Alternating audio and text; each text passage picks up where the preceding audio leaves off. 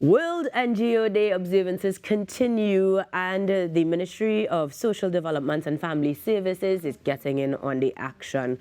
On Wednesday, March 19th, we will be better together for the World NGO Day Fair. And to tell us more about it, NGO Coordinator Cindy Hiralal joins us here on the Now Morning Show. Good morning and welcome. Good morning. Thank you for having me.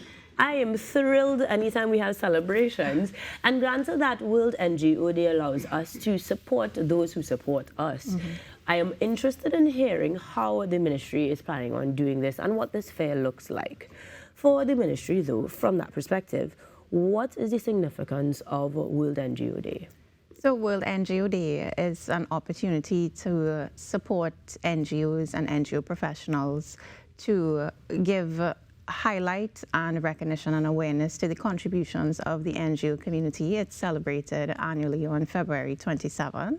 So while we are past that, we're still in the recognition space, and this is very timely for the ministry because it's our inaugural celebration of World NGO Day in this specific format. So tell me more about this format. When we hear fair, we're thinking multiple activities in a big space. Where are we headed and what happens? So I want to share how the idea came about.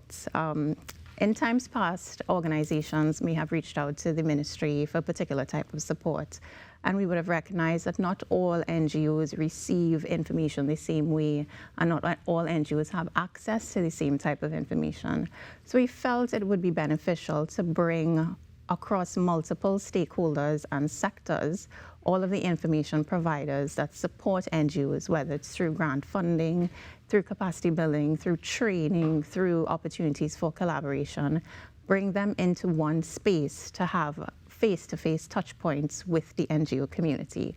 And the response so far has been quite incredible. It's exciting to have a physical space to bring all of these stakeholders together to do that type of networking and collaboration. So it sounds then that the fair is actually for NGO professionals itself. Correct. How does John Public get involved then? So if you are affiliated with an NGO, a faith-based organization, a community group, the event is for you. So we will have a number of information providers across various sectors. We have the full support of the state agencies and ministries that provide grants, funding, subventions to NGOs. So if you've never accessed support through the government mechanism, this is your opportunity to do that. We also have information sessions that will be conducted by the Financial Intelligence Unit of Trinidad and Tobago on sensitizing NGOs to risks around money laundering and terrorism financing. NGOs receive donations from a number of funding sources, so this is pertinent information for them. We will also have the presence of a number of embassies that are working with civil society and NGOs to promote capacity building and training programs. And then, of course, larger umbrella NGOs that are using the opportunity for networking and collaboration. So there's a lot happening at the fair. It is a lot happening. I understand the excitement, though, because you have some really big players in the game, so to speak, that you may not always, as you say, have access to otherwise. Then is there or was there a registration process that's already closed or still open? No, it's open. You can visit the ministry's social media channels. It's all flyers on our Facebook page. We're using technology, so scan the QR code. It will take you directly to our registration link. And we're taking walk-ins on the day. But as far as possible, we're asking organizations to register for the event, and it helps us with our planning and capacity building. Of course, of course. We are talking about a whole day event starting at 10 a.m. to 5 p.m. Could you give me a little bit of a walkthrough as to what it should look like on that day? Right. So as an organization, you're coming into this space for the first time. You will connect with a range of various stakeholders across sectors, access to funding opportunities, learning how to apply for upcoming opportunities. So what pertains to you as an organization, if you are planning an event, you have a program coming up, you have a particular social intervention initiative, and you may need support for it, you will be able to understand how to navigate the donor landscape, as well as understand what supports are available to you through various mechanisms. Will this be done on a one-on-one basis, or are we talking about presentations that you take in? Both. So you have opportunities to have face-to-face touch points with all of the information providers, and there are also 2 information sessions that will be offered morning and afternoon. The first one I mentioned is conducted by the FIU, and the afternoon session will be done by Cropper Foundation and Veniapuan for the proposed launch of a governance framework for the NGO community to improve accountability and transparency within the sector. Some beautiful and necessary conversations. Very much so. Even if you aren't actively part of an NGO, you can appreciate the functions that they execute, and those conversations will help do so. That's brilliant. I wonder then, in terms of future endeavors, this being the inaugural one, do we have plans for future events already? Yes. So questions already being asked. What are we doing next year? So this really is a field point for the ministry to bring together stakeholders in this particular way. And the role of the NGO unit is to build relationship with the NGO community for the purpose of social services delivery.